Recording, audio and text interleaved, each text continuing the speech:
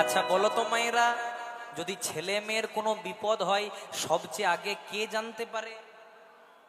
মা হওয়া কি মুখের কথা, যদি না বোঝে সন্তানের ব্যথা?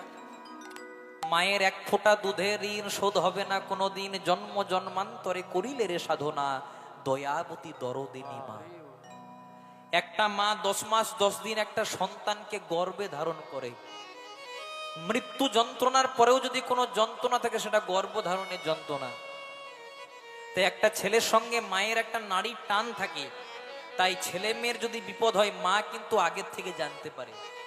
এদিকে কৃষ্ণ যখন রথে করে মথুরাতে যাচ্ছে, বৃন্দাবনের একজন ছুটতে ছুটতে দৌড়াতে দৌড়াতে যশোদাকে বলতে, যশোদা বাড়ি ফিরে চল। যশোদা গেছিল যমুনাতে স্নান করতে।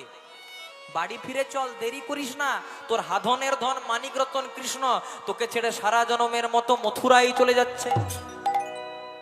আজকে যশোদা ভালো করে স্নান করেনি মা। ওই ভেজা কাপড়ে যেখানে কৃষ্ণ বলরাম যাচ্ছিল হাত দুটিকে প্রসারিত করে দাঁড়িয়েছে। খুব মন দিয়ে শুনবে মা এই জায়গাটায়। আচ্ছা কৃষ্ণ, আমি তোর মা, তুই আমাকে না বলে যাচ্ছিস, কোথায় যাচ্ছিস? তখন ভগবান কৃষ্ণ বলছে, মা আমি কংস নিধন করে কালকেই ফিরে আসবো। তখন মা বলছে, হ্যাঁ রে খোকা, তুই জানিস না কংস এত পাপাচারী, এত দুরাচারী, এত ভয়ঙ্কর, তুই কি আর কংসকে বধ করতে পারিস? তখন কৃষ্ণ বলছে, আচ্ছা বলো তো মা ওই জায়গাটার কি নাম? ওই জায়গাটার নাম কালীদহ। বলছে ওই জায়গাটার নাম কালীদহ। আচ্ছা মা কালীদহে কে থাকতো? বলছে কে থাকতো আবার? পঞ্চ ফলধারী বিকট কালীয় নাগ। মা তোমার মনে আছে যখন কালীয় নাগের বিষের জ্বালায় সবাই মারা যাচ্ছিল, কেউ যখন কালীয় নাগের বিষের বাতাস সহ্য করতে পারছিল না, কালীয় নাগকে কে উদ্ধার করেছিল?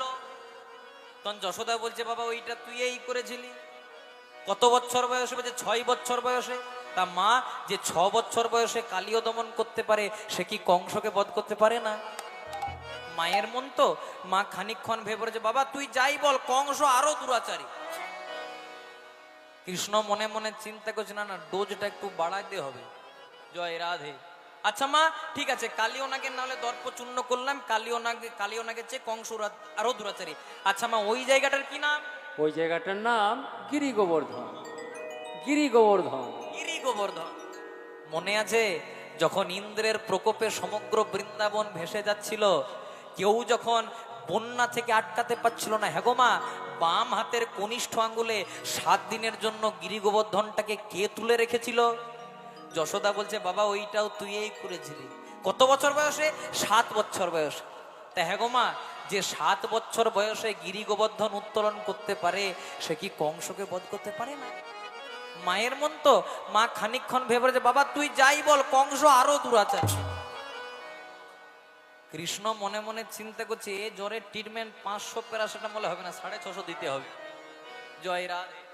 আচ্ছা মা ঠিক আছে ওসব বাদ দাও। তোমার মনে আছে তুমি একবার আমাকে কোলে করে নিয়ে যমুনাতে স্নান করতে গেছিলে? বলছে মনে আছে, তুমি আমাকে একটু নামিয়ে রেখেছিলে আর স্নান করছিলে, আর আমি একটু মাটি খেয়ে দিয়েছিলাম, মৃত্তিকা ভক্ষণ নিলাম। হ্যাঁ গো মা, আমার দাদা বলরাম যখন গিয়ে পরে বলল ভাই কানাই মাটি খেয়ে দিয়েছে, তুমি বারবার মুখটা খোলাতে চাইলে আমি খুললাম না।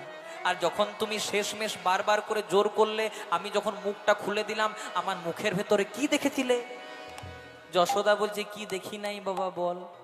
সৃষ্টি স্থিতি লয় প্রলয় স্বর্গ মত্ত পাতাল সব তোর মুখের ভেতর দেখে।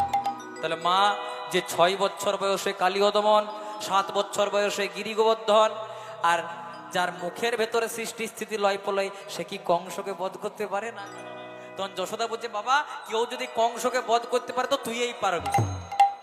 আশীর্বাদ করলাম, কংসকে বধ করে কালকেই ফিরে আসবে। আচ্ছা বলো তো মায়েরা, মা না হয় ছেড়ে দিয়েছে, এবার কে বাধা দিয়েছে? তোমরা সবাই নামটা জানো। সবাই বলে জগৎ গুরু কৃষ্ণ, আর তার প্রেমের গুরু রাধারানী। রাধারানী হাত দুটিকে প্রসারিত করে দাঁড়িয়ে বলছে, বধূ আমি কিচ্ছু জানতে চাই না, তুমি শুধু আমাকে একটা উত্তর দিয়ে দাও, তুমি কবে ফিরে আসবে? সেদিন গোবিন্দ করেছিলেন কি, একটা হাত রাধারানীর মাথায় আর একটা হাত যমুনার জলে দিয়ে পরে বলেছিলেন, রাধে আমি কংস নিধন করে কালকেই ফিরে আসবো।